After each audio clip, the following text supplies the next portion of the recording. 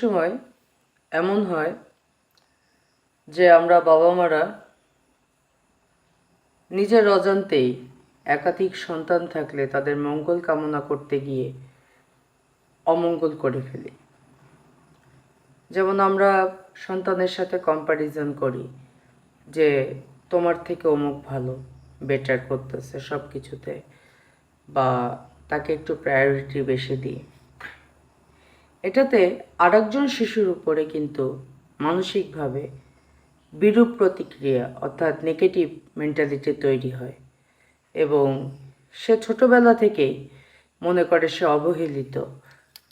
নিজের বাবা মার কাছে যখন সে নিগৃহীত হতে থাকে, ভাই বোনরা তাকে নিয়ে মজা করতে থাকে, ঠাট্টা করতে থাকে, পরবর্তী জীবনে তার কনফিডেন্স লেভেল বা তার যে মানসিক বিকাশ সেটি সঠিকভাবে হয় না।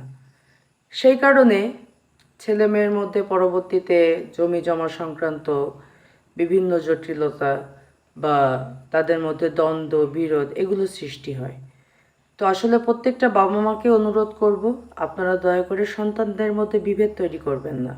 আপনাদের যদি কারো একাধিক সন্তান থাকে, প্রত্যেকটা সন্তানকে সমান মূল্য দেবেন। স্রষ্টা কাউকেই প্রতিভাহীনভাবে পৃথিবীতে পাঠায় না, এক একজন এক এক দিকে সফলতা লাভ করে। আর অর্থের মানদণ্ড যদি বিচার করেন, আসলে রিজিক, হায়াত, মৌত, আমরা সবসময় বলি আমরা মুসলিম, এই বিষয়গুলো আসলে সবার সমান হবে এটার কোনো কিন্তু মানে নেই। কিন্তু যার একটু কম তাকে যে সবসময় নেগলেক্ট করতে হবে, এই দৃষ্টিভঙ্গি থেকে বেরিয়ে আসতে পারলেই একটি সুস্থ সমাজ, একটি সুস্থ সন্তান, একটি সুস্থ জাতি আমরা উপহার দিতে পারবো। ধন্যবাদ সবাইকে।